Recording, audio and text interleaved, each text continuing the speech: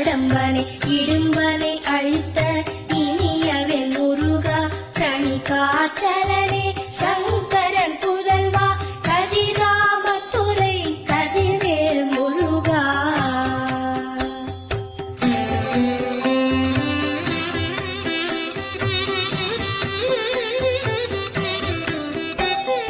பழனிபதி வாழ் பாலகுமாரா ஆவினன் குடிவாழ்